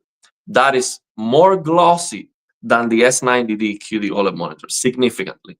If I shine a light to the monitor, the reflection of the light is brighter than the reflection of that same light on the TV. And I can see that with my own eyes. If I point a camera, I might make a video about that too. And as a consequence, I like the monitor more. But I also see, in that regard, but I also see that when in the monitor, the nearby pixels get bright, get illuminated when they are supposed to be black. That happens more noticeably than on the TV. So that's an argument for the matte finish, but that's not enough because you're affecting everything else.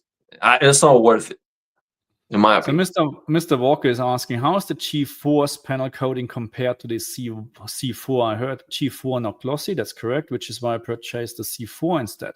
So I have the G4, the CX, I had the CX, and I still have the G2 and also the S95C.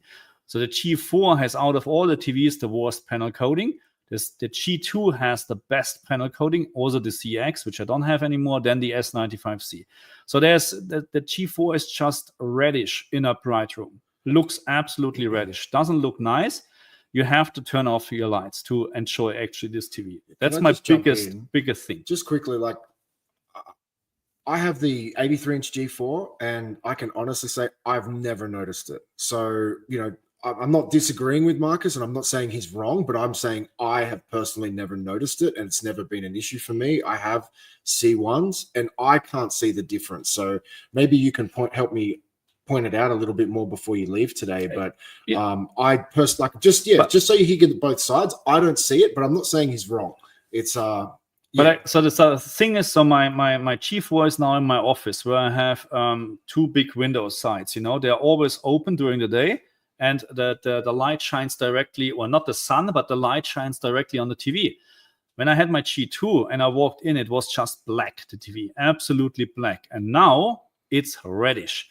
And your advantage is that your gaming room is dark. You know what I mean? So you won't see this. So there's no downside if you have a dark room. I'm just pointing out that when I'm walking into my office and look at a G4, I say, oh my God, that's not nice. It's funny you say that, because on my G1 in my bedroom, I have a 77-inch, and that does get some direct sunlight on it in the morning. And I actually see a very pinkish kind of, it's in the display. I don't know how to explain it, but when the sun hits the display, like from the side, the whole panel looks pink. But you can actually see pink. That's a different thing as well. I think that was with the first generation G1s, because it was the new Evo panel. That was the first year they brought it out. But I guess it also depends on your circumstances. If you've putting a G4 where it's going to have a lot of direct light hitting it, then maybe you will notice it. I haven't noticed it, but I don't get much direct. I don't like it. I have to say I don't like it. Full stop. The G2 looks so much better in terms of in a normal environment, like a living room where you have lights on and where you have curtains open. It looks so much better than a G4. That's how it is. That's how the panel coating works. Yeah, I agree. Let me comment on this one. Thoughts on the upcoming LG 45GX 950A OLED 5K 2K resolution with dual mode 165 hertz or 330 hertz.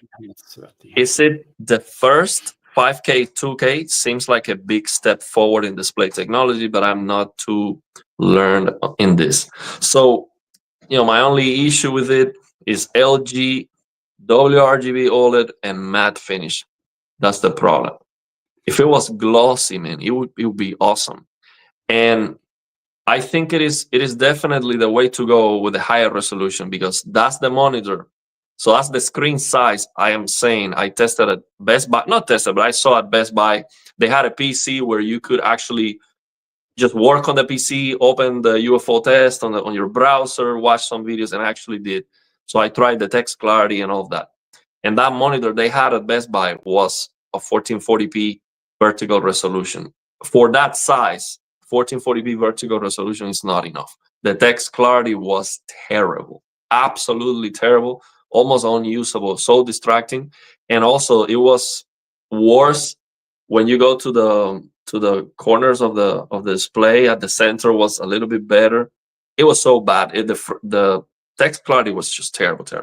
So 5K 2K is definitely a huge improvement, and it is a great 165 hertz is gonna be good.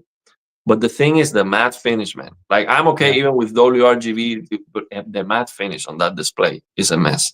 So, but 330 hertz, so to have the dual mode, I think is a very good thing. Now, this 330 hertz is of course not a full resolution. So that's the thing. But yeah, it's a good step in the right direction. Switched from a S90D to a G4 is a huge upgrade. The screen on the G4 is amazing and totally black. That's not true. Depending, when you turn off your light, of course it is. So the S90D is even worse than the G4. I mean, that's correct. You know, that's what I have seen in the shop. So I've seen the S90D and I was shocked, really. I was shocked. But the G4 is now totally black in a normal environment. It's not. No, the G2 is, the CX is, the G3, no, the G3 is not.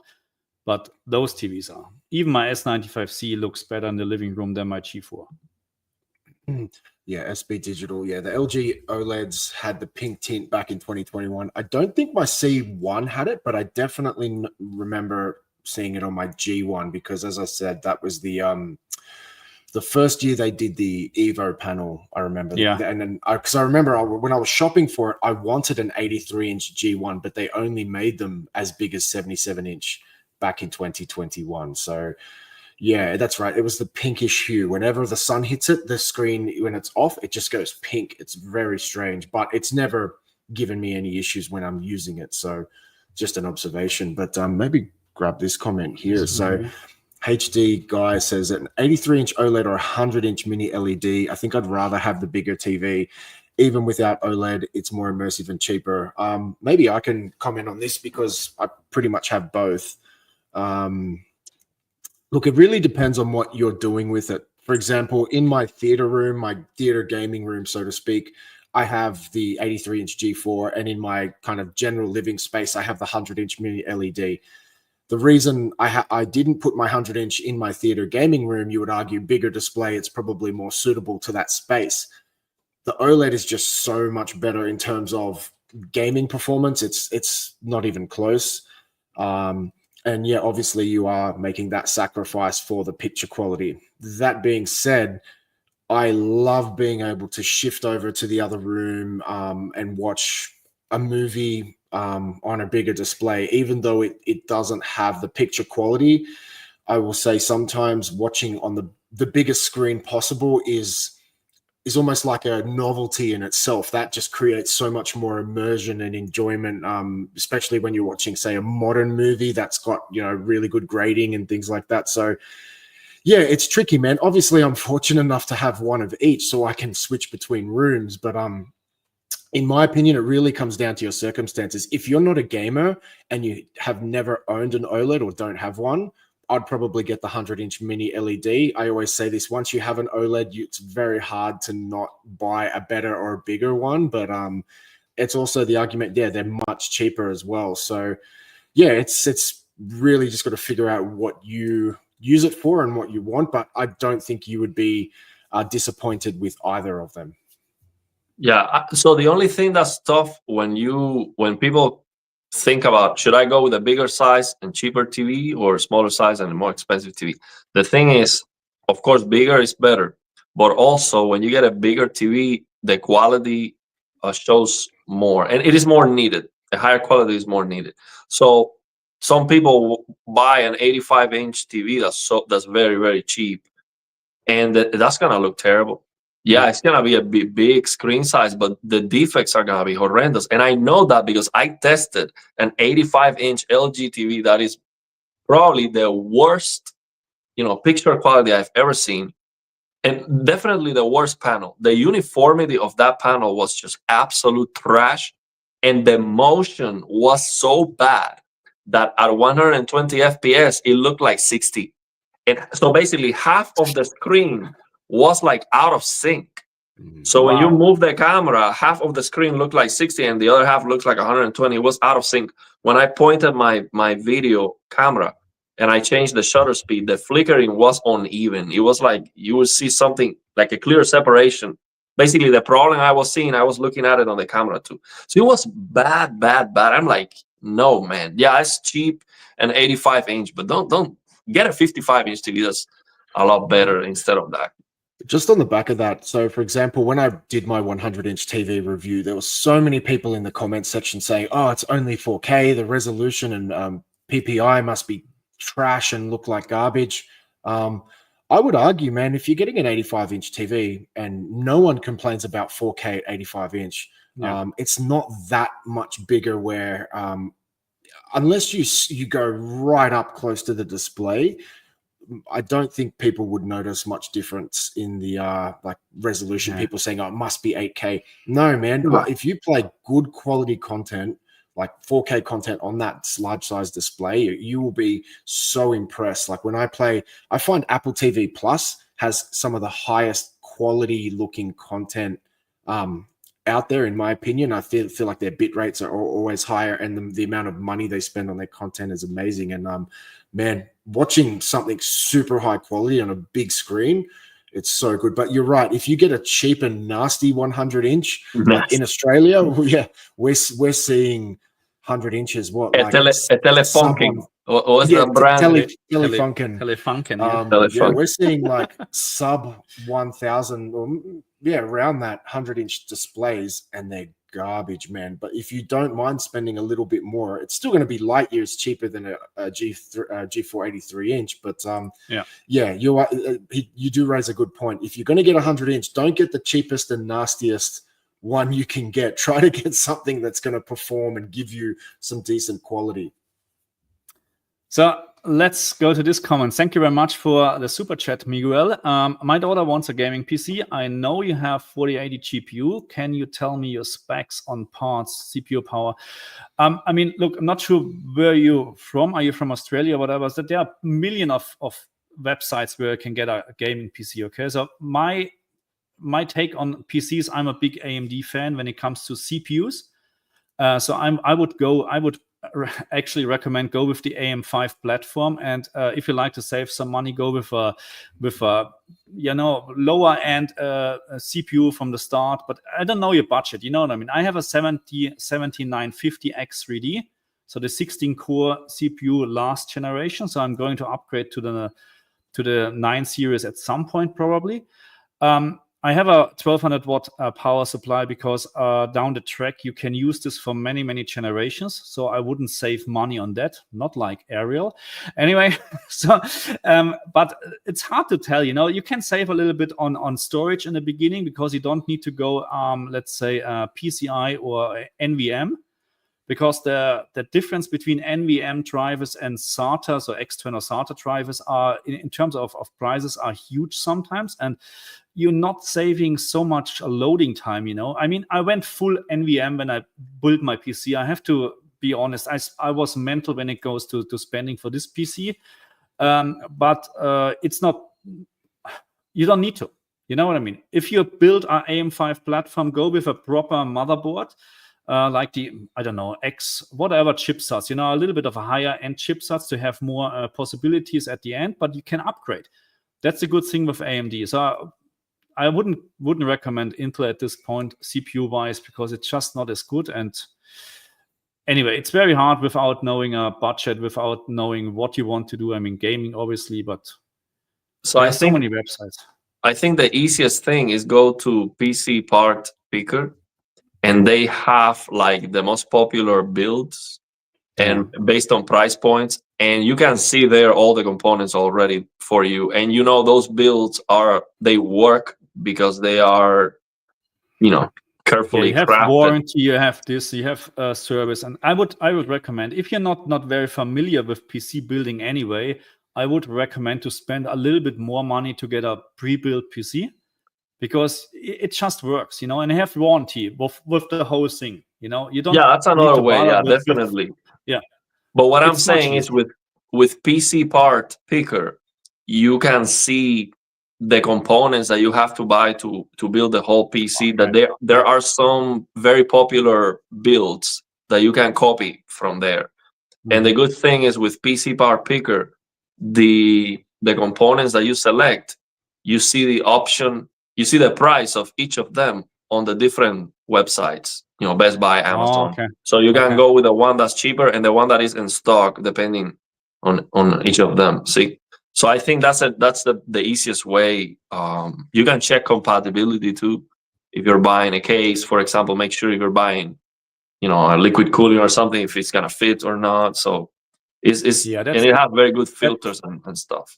That's the next thing. I never saved money on cases when I built my own PCs. Obviously, when I did something for my little one where I used my old parts, you know, which they are not upgradable anymore, I choose a very cheap case because it doesn't matter. But when I'm going to build a complete new setup where I'm trying to upgrade over the time, I never saved money on case or power supply, because you can use this over generations, you know. And especially in cases, you can have some very affordable cases, but I found that when we're talking about proper quality, Fractal is for me one of the best case manufacturer in the world.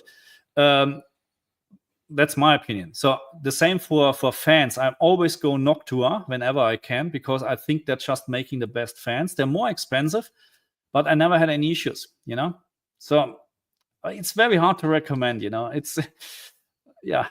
And just make sure that the total, when you finish building the PC, the total has to be $10,000. Yeah, it must be a $10,000 command center. Otherwise, we're not. I wanted to comment. I wanted to $10,000. comment on this one. VRR flickering is stopping me from going OLED, so I have to settle for mini LED. So I have to say, for me, VRR flickering was not a problem with the TVs. It never was. Never. But with the monitor, I need more testing before I have a conclusion, because I was having some issues with the drivers. So I think that the problem was coming from there, because when I rolled back the drivers, then I was not having the issue. Oh, actually, with the new drivers, I was not having the issue, but I was getting the blue screens. Then with the old drivers, I was getting like a flickering issue at 360. But when I lowered it to 240, it went away. So I was seeing VRR flickering without bad performance. The performance was rock solid. So I need to test more, but it seems like monitors with a higher refresh rate are actually more susceptible to the VRR flickering issue. But I need more testing to have an opinion, like a conclusive. I think there's a complete misunderstanding. It looks like he thinks that this is an OLED issue. It's not an OLED issue. This is happening on all panels, on all panel technologies. It's not just on an OLED. The thing why sometimes you see this much better on OLED is because you have pure blacks, and then you can see the little rays, okay? But I have seen the same VRR flicker on my TN displays, even worse. You know, it really depends on your panel. So it's not an OLED issue, okay? It's a VRR flickering driver, a driver issue in terms of the technology on the panel, okay? Yeah. Oh, sorry. Matte is for office space. There's no place for matte and media focused displays. Go OLED. Go glossy. We need go glossy. I'm Yeah, we need some merchandise. A lot of people ask me for merchandise. So I don't know how to. I mean, that would be an investment. Command center or something like that. You know, silly things. You know. SB Digital said I was hoping to purchase an 83-inch QD OLED this year, but nope. And I will certainly say, as I got my G4 last year, I was probably not. Like I was like, no point in upgrading. It's silly, wasting money. The only thing that would have made me possibly tip over the edge and spend that money again would have been an 83-inch QD OLED. I would love to know why they can't make them yet, or if they will. But I also dislike how Samsung is very deceptive. They're not clear about it, depending on what size you purchase, if you're getting a QD or a W OLED panel. I think that is super deceptive because, that's a no go. For a lot of people, you might hear these conversations, QD OLED, the S90D, S90, whatever it may be. And then you go buy a certain size and then you get a W OLED panel, without being unwittingly knowing what's going on. So still would love to see an 83-inch, but yeah, I thought this year was the year, but they didn't show up. Yeah, I think FOMO said that it might never happen. I heard so that too. that's unfortunate. But I wonder why. It seems like such a missed opportunity.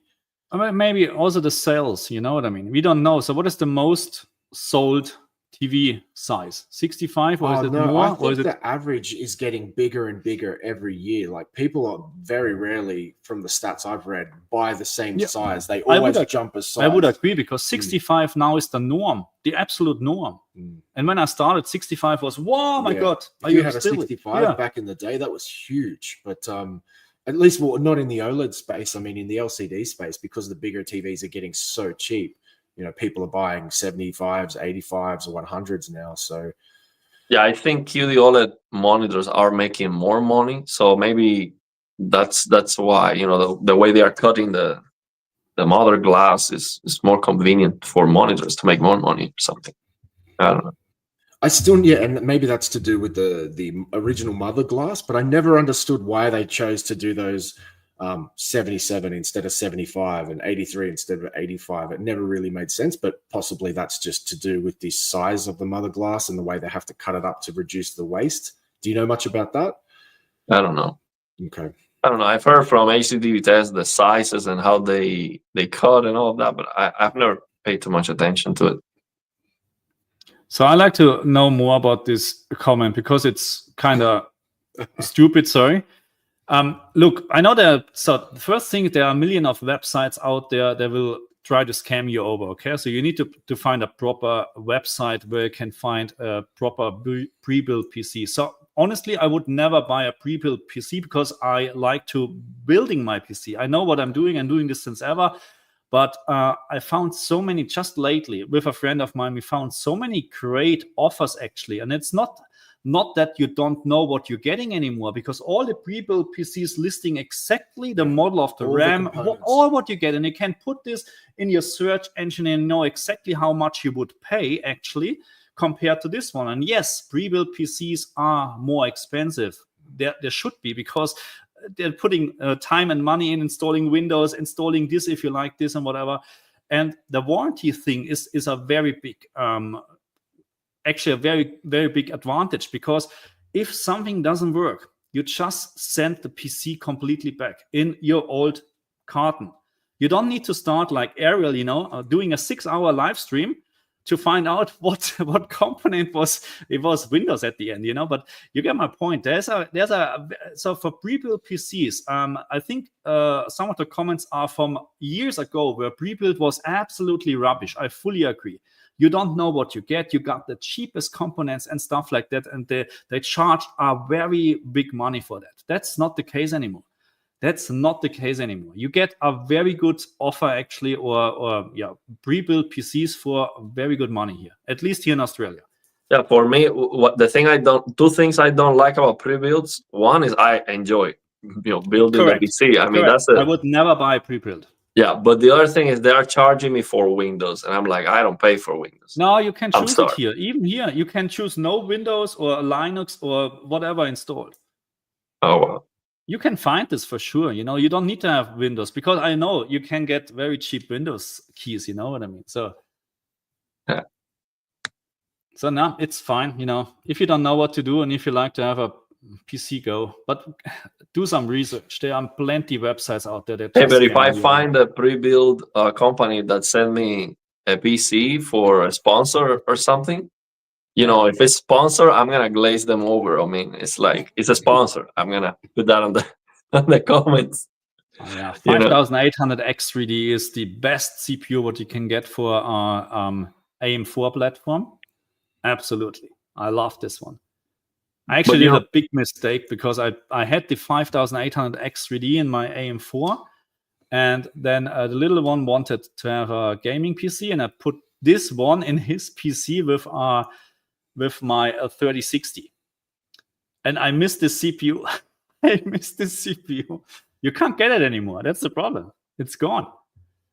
But let me tell you, if it's not a sponsored video, if it's a review, I am so meticulous that I don't think they're gonna like it if I review their PC, unless it's awesome. But if it has some issues, I'm gonna notice them. so yeah. So you made a video about DLSS 4 and how you can use it in all games. Yeah, I mean, there are many ways. So I was trying to find the easiest, fastest way, because that's what people are looking for. I mean, when you have so many ways of getting something, it's confusing. So yeah, there's a way where you can just change the file is already on the drivers. So you just need to know where it is, and then you have to rename it, and that's it. Once you have that file, you can just replace it on the games, and it works. So it's sometimes, I don't know, it's sometimes too easy. Where you just think, why are they not doing this with a quick hotfix or whatever? You know, no, they have the. I mean, it would be easier to use the NVIDIA app, but not all games are supported. So that's why you want to. If the game is not supported, you want to still force it. So that's a way to do it.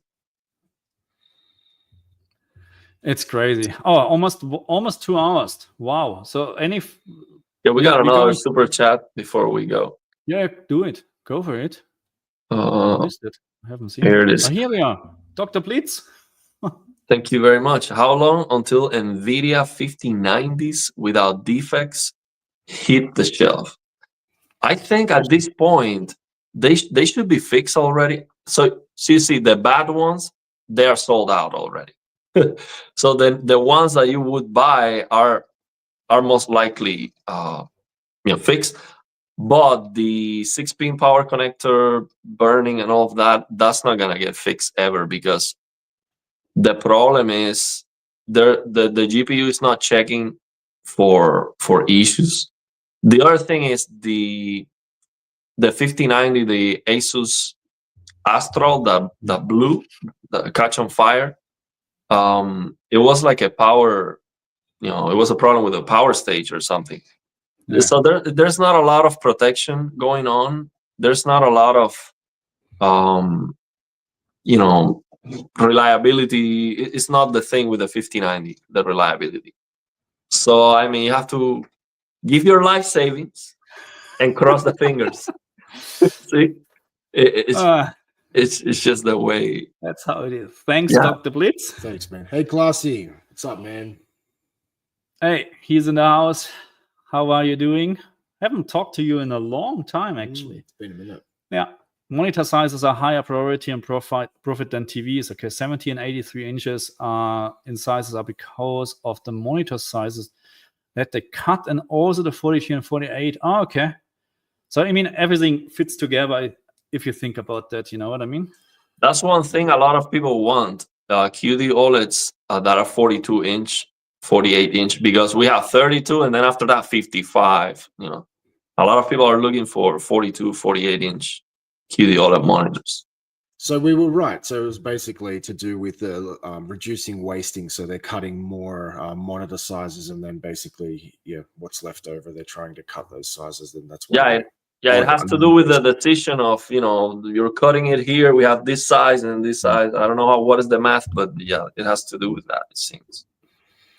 No, I haven't. Okay, he's asking if I have made a video. To make this video, man. Like people, so many people have asked you on this stream. Yeah, I have to go home to work, man. Yeah, let's go. So flight is going at 5 today. So I'm then home, poof, buying the game, starting on a video.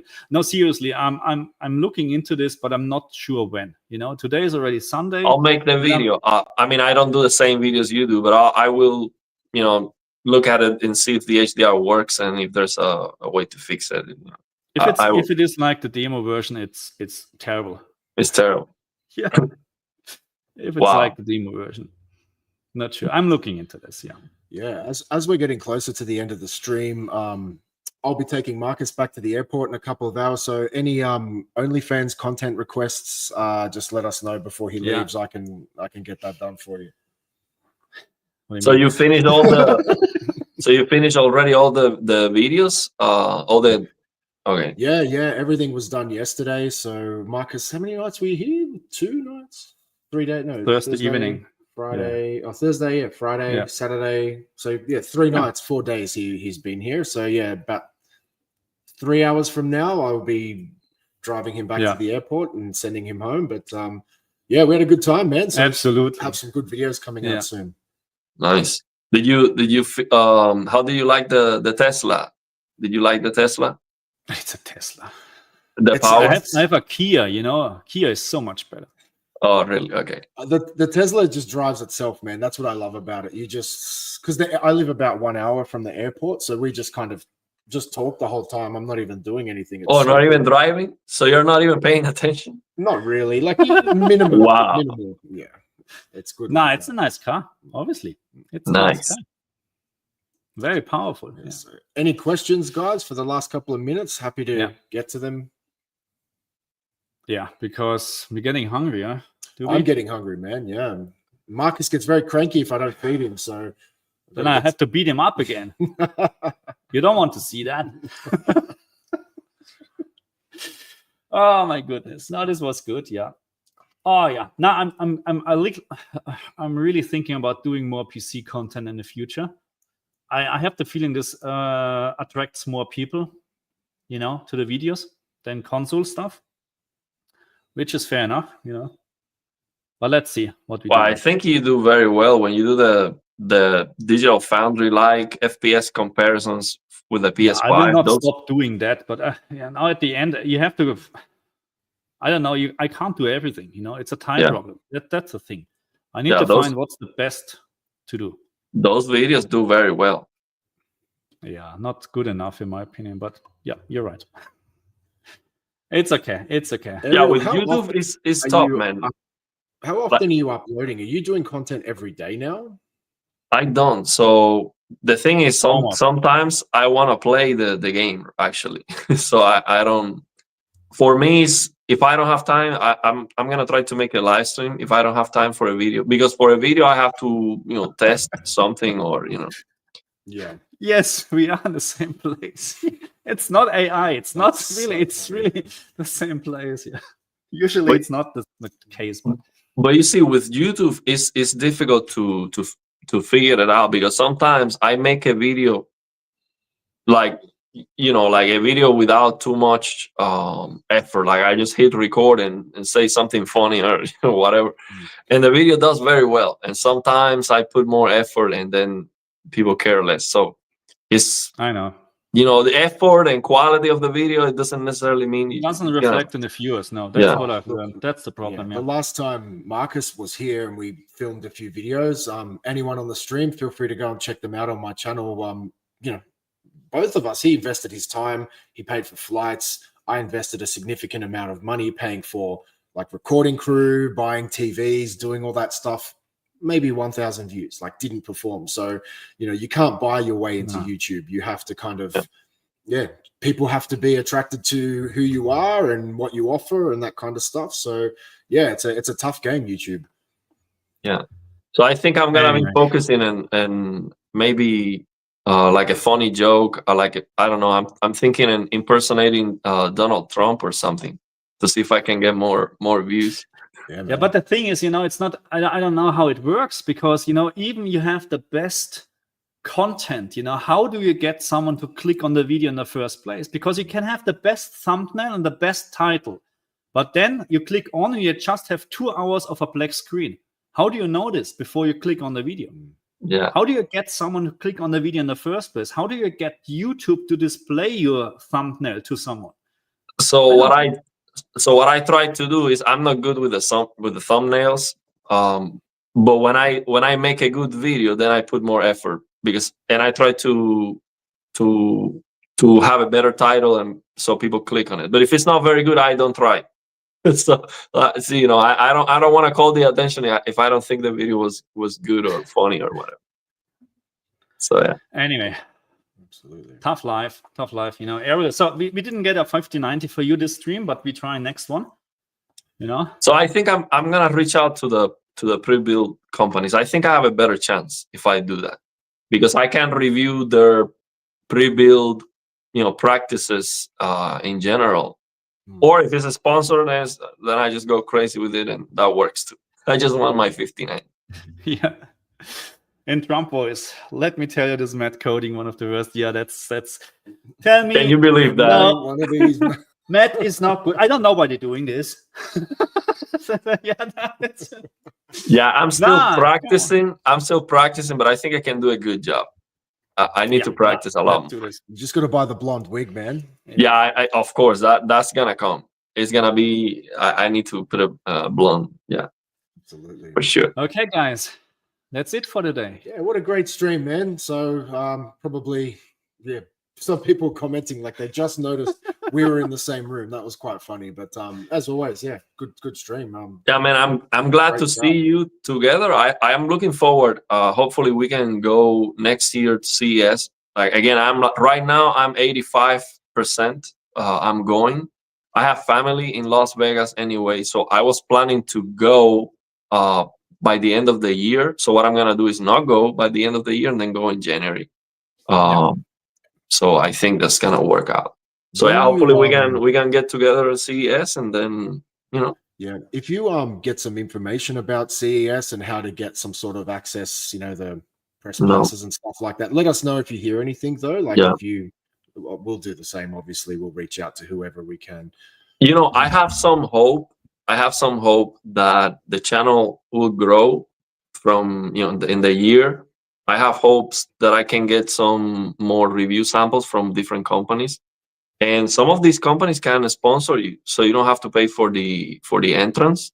Yeah. And some of these companies would even fly you, pay for your flight and stuff. I know. Wow. So that would be great. I mean, that would be. You'll incredible. probably have to glaze them over a little bit. I can do that. No problem. I can do that. I love it, man. I mean, I can predict the future for them if they Not yet. When you get a 50/90, you can. Oh shit. Okay, guys, I think that's enough for today. And yeah, we see you next Sunday for sure in this format. Not in this anymore. I'm at my place back, but the three of us, or maybe even another guy, who never knows. Yeah. We need to get some female characters in here to get more viewers. Yeah. Let's okay. Anyway, okay, guys. Thank you for me. Thank you very much. Thank you for Ariel. Thank you for your time, man. As always. Thank you very much, man. It was a great stream. Glad to see you together. Thanks, okay. Man. See you guys. On the next one. See you guys. Bye-bye. Bye.